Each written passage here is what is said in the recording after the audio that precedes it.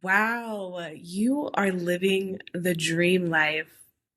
If I had $1 for every time I heard someone say that to me, honestly, I might be ready to retire by now. Like, no, but all jokes aside, I have heard a lot of people respond in that way when I tell them that, I'm a digital nomad, I work remotely and like travel the world and live from different places. And don't get me wrong, I'm not downplaying the fact that this is a blessing that I am living in. Like, this is literally an answered prayer for me. Like, I knew I wanted to do this years before I actually got into a position where I could do it. Um, and I am very grateful for the life that I have and being able to see the world and live from different places. But I do think that a lot of times people hear about the lifestyle and have all these assumptions around it, or just in their head, and it's not their fault because it is social media plays a lot into this, but it's painted as this picturesque, lovely lifestyle where like, life is just so wonderful and it's perfect. It's a dream, right? And I'm here to debunk that myth because there are, while it's a great, it's great to be able to travel and explore, it's a lot of things that will stretch you in ways that you wouldn't imagine. And I really do think that a lot of people think that they want to be a digital nomad or even want to live abroad. And it's one of those things that you don't know if it's really a good fit for you until, you give it a try. So I'm sharing all of these things not to deter anyone from trying it out, but to just put a realistic lens on what the lifestyle is about. And like I said, debunk the myth that it is a dream, because no lifestyle is perfect.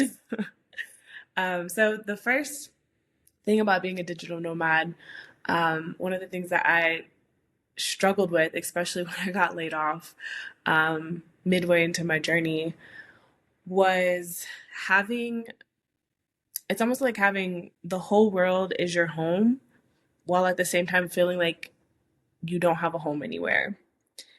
And while, yes, especially having an American passport, you have the privilege and the freedom to go to different countries. There's rules and regulations in place. There are certain places you can only be for a certain amount of time. Um, and there are digital nomad visas that are now popping up more frequently. But even within the like scope of these visas, some of them aren't really they don't really make much sense for digital nomads, unless you are trying to like work towards citizenship in a certain country, or like you've been there and you know that's a place that you want to be. Because some of these visas, they have like certain income requirements that are maybe like a lot higher. I know, especially when I got laid off, it was a lot higher than what I was earning, or working as a digital nomad and just having inconsistent income on certain months. You have to prove like a certain amount of income that you're getting each month, and just different things that you have to go through, that make getting a visa maybe in a destination that you would consider staying long term a little challenging. So though the world is your oyster, there are still limitations when it comes to being a digital nomad. Um, yeah, and even if you are, I mean, I don't come across many, but digital nomads that are working for a company remotely and have like full 100% remote global freedom, um, sometimes there's caveats with that. And so the company won't allow you to work from certain countries. So, like, there's all these like caveats and different rules and regulations around where you can actually work from that can sometimes make it challenging. And being able to only stay in one place for a certain amount of time can be tiring. It can be exhausting. Like, it's one thing to be like, okay, I can only live here for like 3 months. And this, I'm speaking from an example of like I said, when I first got laid off, like when I got laid off, I actually had the digital nomad visa in Colombia, so that had all worked out. But that following year, I was kind of left with like, okay, where do I go? Like, I've been in Colombia all year, so I was kind of itching to go somewhere else. And so I was kind of hopping around like places in Africa, and then ended up in Asia. And um, not every place is going to be a fit. I think that's the other thing too. Like, even though you have the freedom to stay somewhere for 3 months at a time or 6 months at a time, whatever your passport allows, sometimes you don't want to be there that whole time. Sometimes a place is not a good fit or it's not comfortable. So that's what I kind of mean about like no place feeling like a home, but like you could go anywhere. But it's also like if I'm ready to sit still, I'm tired of packing up my suitcase, I'm tired of always moving. But where do I go? Where can I go and like sit still and be there and be comfortable for a period of time? Even in places like Colombia, right? Like I know that's like home for me, but finding a place to stay long term that's within a reasonable budget because like prices there have been they've just skyrocketed for no reason. Like it's the same apartment, nothing's improved, but like the prices have just gone up. So I personally have a problem with that. But yeah, finding a place that you could actually stay in that's not booked up, or not taken at certain periods of the year or the time period that you might be staying there is a challenge, because it's such a popular place and so many people want to live there. So finding a home when the whole world is your home is actually a digital nomad dilemma that, yeah, that you can face with this lifestyle. And I've also heard the other side of this too. I've heard some nomads talk about how they have just kind of like fallen into this trap of constantly being on the move that they don't know how to slow down. It's like having so many different options, you get paralyzed with having to choose like where you can stay still at. Hopefully I'm articulating that clearly, but I feel like it's the same thing as like social media where we have like all these choices. Well, social media and dating specifically, where they talk about how people have so many choices that no one is actually getting into relationships anymore because there's just so many options out there and you always think that there's something better. So the same thing with nomads and country hopping and always wondering, well, what if something else is better? Like this is nice, but what if something else is even better? And that just sends people into this never ending spiral of not knowing how to sit down or where to sit down. So yeah, that's one thing that I personally run into and that I hear that a lot of other nomads run into as well. It's also, I mentioned relationships. That's another thing. Relationships, whether romantic or platonic, can be really difficult to find and to maintain. Like when you're constantly on the go, it can be really difficult to make friends. It can be really difficult to find a partner who, one, is compatible with you and can be compatible with your lifestyle, right? Or will even take you seriously. There's a lot of countries that I've been to, well, I won't say a lot, but countries that I've been to where I've attempted to try dating. Um, it wasn't uncommon for me to get a reaction from someone that was just like, oh, well, you're just here for a short period of time. And so they weren't looking at it as like I was someone that they could actually pursue a long term relationship with. It was clearly I was just like passing through the country to have fun. Not the case, but that's the assumption that is made when you do travel, often, if you're country hopping or moving to different places often. And yeah, same thing with friendships. Like, and this even goes like beyond people that may live in the country, but also other nomads. Someone that lives the same lifestyle, it can also be like difficult finding a groove with that person, or I don't know, just figuring out, communication. There might be long distance at some point, and it might be early on in the relationship. So, really working through like those challenges of like building trust and communication and like what does the end result look like? Like, what does settling down as a couple look like if you've both always been nomadic and independent and used to going where you like to go? Like, that can be challenging.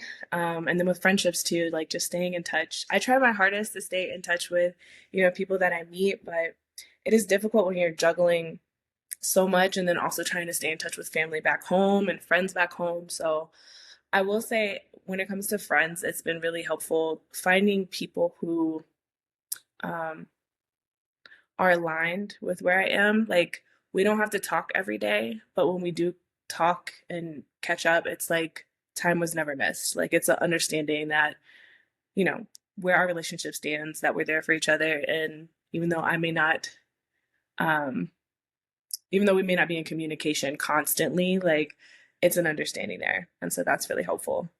But it is difficult to maintain and find relationships when you're constantly moving. Another one, which I mentioned before, is financial instability. Um, as a digital nomad and being an entrepreneur, and yeah, just having to hustle and grind and do whatever is necessary when it comes to like working online and working for myself, you'll have I've had inconsistent months. Like it just comes with the territory.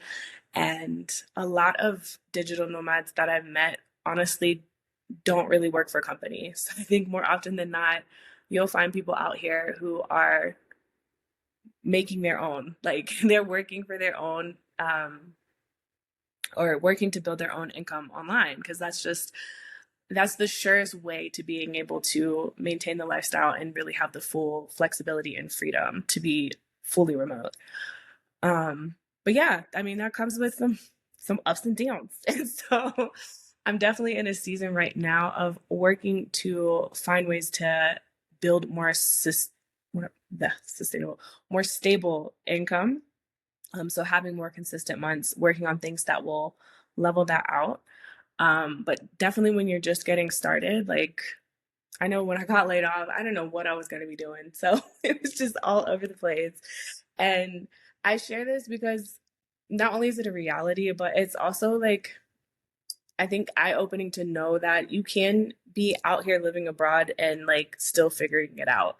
Like you don't need a full, I've said this before, but you don't need a fully remote job in order to like be living abroad and be like fine, being able to take care of yourself, being able to still feed yourself and house yourself and clothe yourself, like all of that. Um, it does come with some uncertainty when you are working for yourself abroad, and yeah, you have to learn to roll with the punches for sure. But it's not impossible. And then another one that I would classify as a digital nomad dilemma. um, and I think it's one people don't often think about, but being able to adapt your health and nutrition habits to a new environment. And this is a big one for me. This is a big one. I think here in Bolivia, this is probably the biggest one right now that I feel like I'm dealing with. I don't want to say struggling with, but dealing with. And I dealt with it a little bit too in Vietnam, but for me, getting in, I used to lift weights. I like lifting weights. I've actually pivoted away from weightlifting because it's been so difficult to maintain while traveling as a nomad. So I've gotten more into doing like Pilates and calisthenics, just because they are exercises that I can do regardless of what my proximity or access is to a gym. And yeah, while that has made things a little bit easier when it comes to the health for like exercise, physical health side, nutrition is still a struggle for me. I have been trying to figure out how to get greens into my body here. Like, sounds so funny to say that out loud. But basically, from what I've seen so far, and mind you, I've only been in Bolivia for, I don't even think it's been a full month yet. It's been almost 3 weeks. Um, but common dishes that I'm seeing, there's not a lot of green anywhere to be found. And even when I go to the grocery store, I've just been seeing iceberg lettuce, and I'm just like, my body's like, what is going on? What is happening? Especially coming from Vietnam, where like there's greens involved with every meal. Every meal comes with some sort of green grass. Uh, a friend that I had when I was in Vietnam, he was like, yeah, it comes with your side of grass, but like you always get this a big thing of like greens, some type of leafy vegetable that comes with every meal. Here, the standard is more of like meat, rice, potatoes. You might get some carrots and green beans if you're lucky, but like that's it. Um, so yeah, today I went to a different grocery store today and I actually found like salad mix. So it does have some other lettuces, but like I just want some spinach. I don't know why it's so hard to find like spinach or kale. I guess because of like the elevation, how high up we are, they're not common things to be grown up here. But I have gone to several grocery stores and cannot find spinach or kale. And these are things that my body is accustomed to digesting. So it's been a shift, and I've had to look for other ways to like get fiber and certain nutrients into my body. But I think that's something people don't commonly think about, like when they go places, because it's one thing to go and travel somewhere and you're there for vacation and it's like, okay, I just need to adjust for like this week or so to like not eating things I'm normally used to eating. But when you're there for months at a time, it's like the body will respond. Okay. Like, and I talked about health and nutrition, but also I mentioned in a previous video, but like how my nose, my respiratory system is responding to the elevation here. So like also like your physical body just responding to a new environment. I've been places where like I'll break out really bad, or like rashes and being super dried out from like the sun and the air, and there's just there's like all these different factors that can come into play. But it's a big deal because it is like your body. It's something that you're dealing with every day, and it's not something you can just overlook and ignore. But I think when you're looking on Instagram and you're seeing the beautiful picture of like, wow, they just hiked this mountain because they're living in this country and they get to do this on the weekends, it's easy to forget about, all these other things that factor into being a digital nomad or even just living abroad. So yeah, that's my little tangent for today. I had to get that off my chest because, like I said, I'm literally going through some of these things in the moment right now. Like I'm determined to find some spinach. But yeah, that is what I wanted to share today. Again, this is not to deter anyone from becoming a digital nomad. I am all here for it, highly encourage it if it's the right fit for you. But I'm all about helping people find and live a lifestyle that aligns best with them. So if you are interested in becoming a digital nomad or learning more about it, I share a lot of resources in my Facebook group called Women Digital Nomads, which you can come and join for free. The link is down in the description box below. And yeah, what do you guys think? Are you interested in becoming a digital nomad? Would any of these things deter you from possibly pursuing the lifestyle? Let me know. Let's talk about it down in the comments below. As always, thanks for watching, for coming and supporting my channel on this day. You guys know we are on this journey. This is day 7 out of 30. And so here I am showing up, and I'll be here tomorrow. Ciao.